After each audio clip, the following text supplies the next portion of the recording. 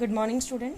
Today we are going to discuss about the topic food poisoning and rancidity. हालांकि एक दूसरे से inter related topic हैं. Firstly we will discuss about the food poisoning. What is food poisoning? बहुत ही simple terms हैं और हम अपनी डेली लाइफ में बहुत बार सुन भी चुके हैं. Definition is disease caused by micro organisms present in our food. बीमारियां हो जाना किन की वजह से? माइक्रो ऑर्गेनिजम्स की वजह से, जो कि हमारे खाने में ऑलरेडी प्रेजेंट होते हैं. देखो क्या होता है, हमें बहुत बार सचेत किया जाता है, अलर्ट किया जाता है कि हमें ढका हुआ खाना खाना चाहिए. तो ढके हुए खाने से एक्चुअल में हमें क्या मिलता है? जो माइक्रो ऑर्गेनिज्म है. ऑर्गेनिज्म क्या होते हैं? स्मॉल ऑर्गेनिजम्स होते हैं जो sometimes they are helpful, sometimes they are harmful. तो ये माइक्रो इसलिए कहलाते हैं क्योंकि हम इन्हें अपनी नेकदाई से नहीं देख सकते, इसे हम केवल माइक्रोस्कोप की मदद से देख सकते हैं. तो माइक्रो ऑर्गेनिजम्स, जैसे कि आप पढ़ चुके हैं इनके फैमिलीज़ के बारे में, बैक्टीरिया हैं, वायरस हैं, प्रोटोजोअन्स हैं, ये सब क्या करते हैं? हमारे फूड में प्रेजेंट होते हैं और जब हम खाने को कंज्यूम करते हैं तो अलॉन्ग विद द फूड ये हमारी बॉडी के अंदर इंट्रोड्यूस हो जाते हैं. और बॉडी के अंदर जाने की वजह से ये हमारी बॉडी में अलग अलग तरीके का पेन या फिर कोई ऐसा वॉमिटिंग जैसा फील होना, या किसी भी तरीके की ये हमारे को डिजीज़ कॉज कर सकते हैं. समटाइम्स ये इतना ज़्यादा टॉक्सिक हो जाता है कि डेथ भी हो जाती है फूड पॉइजनिंग की वजह से. या आप इसकी डेफिनेशन इस तरह से लिख सकते हैं, due to the presence of toxic substance. अब टॉक्सिक सब्सटेंसेस क्या होता है? जहरीला पदार्थ. टॉक्सिक सब्सटेंसेस वो जहरीला पदार्थ है जो हमारे खाने के जरिए हमारी बॉडी में इंट्रोड्यूस हो रहा है. इन फूड फॉर्म्ड बाय द, कैसे बनता है ये toxic substance? Formed by the action of micro organisms is called food poisoning. बीमारियां पैदा भी हो सकती हैं, जरूरी नहीं है माइक्रो ऑर्गेनिज्म अगर आपके खाने से बॉडी के अंदर इंट्रोड्यूस गए हुए हैं तो वो आपको नुकसान ही पहुंचाएंगे. कई बार ऐसा होता है कि वो टॉक्सिक सब्सटेंस या गैसेस प्रोड्यूस कर देते हैं जो हमारी बॉडी डाइजेस्ट नहीं कर पाती है, जिसके वजह हमें बीमारियां होनी शुरू हो जाती हैं. अब हमें कैसे पता चले कि हमें फूड पॉइजनिंग हो गई है? तो इसके कुछ सिम्टम्स होते हैं जिनको लेकर जब भी हम अपने एडवाइज़र के पास या डॉक्टर के पास जाते हैं तो हमें प्रेस्क्राइब करते हैं मेडिसिन. फर्स्ट ऑफ ऑल जो हमारे सिम्टम्स हैं, सिम्टम्स वो लक्षण होते हैं जो आपको शुरुआती दिन में नज़र आते हैं आपके शरीर में. सबसे पहले क्या है? वॉमिटिंग. वॉमिटिंग मतलब उल्टी आना. उल्टी ना भी आए तो गिडी फील होना. गिडी फील होना मतलब ऐसा महसूस होना कि हमें उल्टी आ रही है लेकिन आती नहीं है एक्चुअल में. डायरिया. डायरिया क्या है? Loose motion. अगर आपको बहुत ज़्यादा लूज मोशन हो गया है तो वाटरी स्टूल आता है, यानी जब आप फ्रेश होने जाते हैं तो उसमें बहुत ज़्यादा पानी की मात्रा होती है, वाटरी स्टूल होता है. इसकी वजह से बॉडी डिहाइड्रेट हो जाती है, यानी हमारी बॉडी में पानी की मात्रा कम हो जाती है, जिसके लिए डॉक्टर क्या प्रेस्क्राइब करते हैं? ORS. और ORS क्या होता है? Oral rehydration solution. यानी जो आपकी बॉडी डिहाइड्रेट हो गई है उसको वापस हम ORS का पानी या नमक चीनी का गुनगुने पानी में पिलाते हैं, जिसकी वजह से हमारे बॉडी में पानी की मात्रा वापस रीगेन हो जाती है.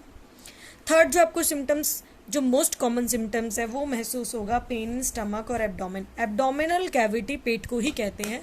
वो डिपेंड करता है कि एब्डोमिनल कैविटी आपकी अपर है, लोअर है, या आगे की है या पीछे की है. नॉर्मली हम इसे भाषा में स्टमक एक या पेन इन स्टमक भी कहते हैं. Fourth is headache. Sometimes food poisoning में बहुत ज़्यादा गैसेस बन जाती हैं. गैसेस बनने की वजह से सिर दर्द होना बहुत ही कॉमन थिंग है. बुखार, फीवर होना. अगर आपको इनमें से कोई भी सिम्टम्स होते हैं तो इसका मतलब आपको कहीं ना कहीं बॉडी में फूड पॉइजनिंग हो सकती है. कुछ आपने ऐसा खाया जिसमें मसालों की मात्रा ज़्यादा हो, वो बहुत ज़्यादा फ्राइड हो, या फिर वो आपकी बॉडी को डाइजेस्ट नहीं, मतलब आपकी बॉडी उसको डाइजेस्ट नहीं कर पा रही है, तो ये फूड पॉइजनिंग होने के कारण क्या है? ज़्यादा हो जाते हैं. नेक्स्ट इज फूड पॉइजनिंग कैसे होती है, उसका हम एक एग्जाम्पल पढ़ेंगे अपनी डेली लाइफ में. जब भी कोई हम खट्टे फ्रूट्स को, सिट्रस फ्रूट्स वो फ्रूट्स होते हैं जिनके अंदर सिट्रिक एसिड प्रेजेंट होती है. अब सिट्रिक एसिड किसके अंदर प्रेजेंट होते हैं? जितने भी खट्टे फ्रूट्स होते हैं, जैसे कि ग्रेप्स हो गए, लेमन हो गया, ऑरेंजेस एक्सेट्रा.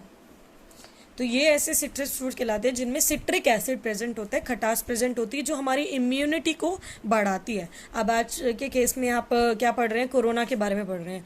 तो कोरोना में आपको जो जितने भी आपके WHO के ऑफिसर्स हैं या जो भी डॉक्टर्स हैं वो आपको क्या प्रिस्क्राइब कर रहे हैं, आप इम्यूनिटी गेन हो सके ऐसे फ्रूट्स का कंजप्शन ज़्यादा कीजिए।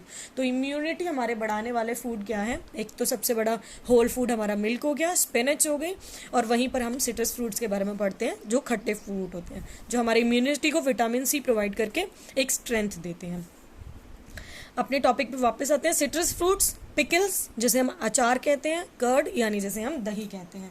अगर आप इन खट्टे पदार्थों को, अचार को, दही को किसी भी मेटल के कंटेनर में रखते हैं, स्पेशली कॉपर, तांबे के बर्तन में रख देते हैं या फिर लोहे के में रख देते हैं, तो क्या होता है, इसके अंदर जो एसिड प्रेजेंट है वो खटास बर्तन से यानी मेटल से रिएक्ट कर जाती है, रिएक्शन होती है, और वो रिएक्शन इतनी हार्मफुल होती है कि वो टॉक्सिक गैसेस को रिलीज करने का काम करती है। जब भी हमने केमिकल प्रॉपर्टीज में ऑलरेडी ये डिस्कस कर लिया कि whenever a metal react with an acid it produces hydrogen gas and hydrogen gas is toxic for our body. ये जहरीला पदार्थ के रूप में काम करती है जिसकी वजह से फूड पॉइजनिंग होना बहुत ही कॉमन थिंग है। तो ये था हमारा नॉर्मल कॉन्सेप्ट फूड पॉइजनिंग का। इसमें डॉक्टर हमें एंटीबायोटिक्स और बहुत सारी मेडिसिन प्रिस्क्राइब करते हैं, प्लस में हमारे फूड का कंजप्शन कुछ इस तरीके से बताते हैं कि जिससे हमारी जो पानी की मात्रा है वो रिहाइड्रेट हो सके, ऐसे फ्रूट्स का कंजप्शन हो जिसमें ज़्यादा पानी हो। रेंसिडिटी पे आते हैं। Rancidity is also known as the oxidation of food. अब यहाँ से आपको आधी चीज़ पता चल गई, ऑक्सीडेशन यानी ऑक्सीजन कंबाइन कर रही है हमारे खाने के साथ। तो रेंसिडिटी क्या होती है, ऐसा फूड, ऐसा खाने का पदार्थ जिसमें फैट्स प्रेजेंट हो। अब आपको कैसे पता है उसमें फैट प्रेजेंट है, देखो या तो वो घी से बना होगा या उसमें ऑयल की मात्रा ज़्यादा होगी, इन्हें फैट्स कहते हैं साइंस के लैंग्वेज में। Whenever a food containing fats reacts with oxygen, जब भी वो ऑक्सीजन से कंबाइन करेगी तो क्या होगा, खट्टी स्मेल प्रोड्यूस करेगी, फॉल स्मेल, गंदी स्मेल आना, बुरी स्मेल आना, आपको अच्छी नहीं लग रही, पंजेंसी है स्मेल में, पंजेंट स्मेल है जैसे गैस सिलेंडर की होती है, तो वो रेंसिडिटी का एक कारण हो सकती है। चेंज इन कलर, हो सकता है कलर ही बदल जाए आपके सब्सटेंस का, टेक्सचर, उसका जो बाहरी जो परत थी उसका टेक्सचर ही बिल्कुल चेंज हो जाए। Creates food poisoning, ultimately rancidity food poisoning create करती है। तो सेम सिम्टम्स वापस फिर से वही आएंगे, फीवर होना, वॉमिटिंग होना, गिडी फील करना, डायरिया होना, स्टमक एक होना, सॉरी। और अब यहाँ पर देखो ऑक्सीडेशन ऑफ फूड से हमें क्या समझ में आ रहा है, डेली लाइफ में लेकर चलते हैं। दूध, अगर आप लंबे समय तक मिल्क को बाहर छोड़ देते हैं, फ्रिज में रखना भूल जाते हैं, तो क्या होगा, उसमें से खट्टी स्मेल आनी शुरू हो जाएगी। तो वो भी किसका कारण है, रेंसिडिटी का। तो it means milk becomes rancid, क्या हो गया है, सड़ गया है, रेंसिड हो गया है।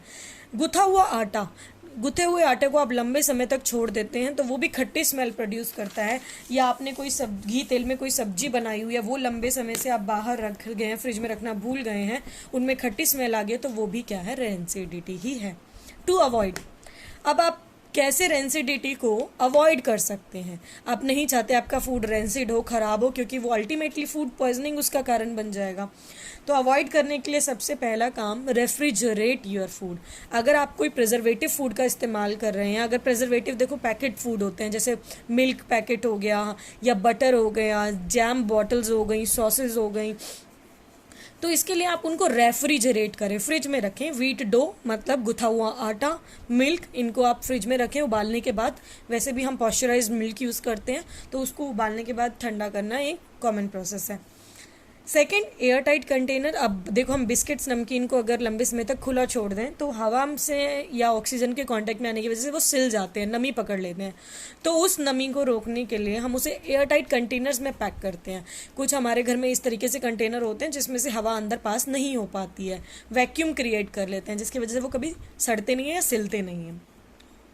तीसरा, अगर हम केमिकल की बात करें तो प्रिजर्वेटिव, जितने भी हम प्रिजर्वेटिव इस्तेमाल करते हैं, जैम की बोतल, सॉस की बोतल हो गई, ब्रेड हो गई, ये प्रिजर्वेटिव कहलाते हैं जिन्हें हम लंबे समय तक प्रिजर्व करके रख सकते हैं, पेरिशेबल फूड्स। तो इसमें हम एंटीऑक्सीडेंट्स, कुछ केमिकल्स का इस्तेमाल कर सकते हैं, जिनमें से 2 केमिकल्स के मैं आपको नाम बता रही हूँ, it is BHA and BHT। इसका नाम, इसकी फुल फॉर्म अगर आप पढ़ें तो इसकी फुल फॉर्म है ब्यूटाइलेटेड हाइड्रोक्सी एनिसॉल, जबकि इसकी है ब्यूटाइलेटेड हाइड्रोक्सी टॉलुएन। ठीक है, आप केवल इनके नाम पढ़ेंगे direct, BHA and BHT, no need to do the full forms. Fourth is use antioxidant gases. और बहुत सी एंटीऑक्सीडेंट गैसेस का भी इस्तेमाल होता है, जो सबसे मोस्ट कॉमन हमारे केस में नाइट्रोजन है। आप जितने भी चिप्स के पैकेट्स खोलते हैं उनमें से गैस रिलीज होती है, आप देखो उसमें गैस ज़्यादा होती है और चिप्स कम होते हैं, तो एक्चुअल में वो जो गैस है वो नाइट्रोजन है।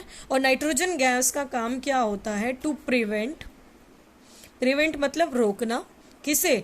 टू प्रिवेंट द ऑक्सीडेशन, यानी उसके अंदर रखा हुआ जितना भी फूड है वो ऑक्सीडाइज ना हो पाए, इसलिए हम उसमें नाइट्रोजन गैस फिल करते हैं। अगर आप कोल्ड ड्रिंक बॉटल्स की बात करें, जो सॉफ्ट ड्रिंक्स होती है उसमें कार्बन डाइऑक्साइड गैस होती है, ऐसी सोडा वाटर में भी गैस प्रेजेंट होती है, CO2। तो ये गैसेस का काम क्या होता है? Mainly to prevent the oxidation, food rancid ना हो, लंबे समय तक उसे प्रिजर्व कर सके, इसके लिए हम कुछ केमिकल्स का या कुछ इन मैथड्स का इस्तेमाल करते हैं।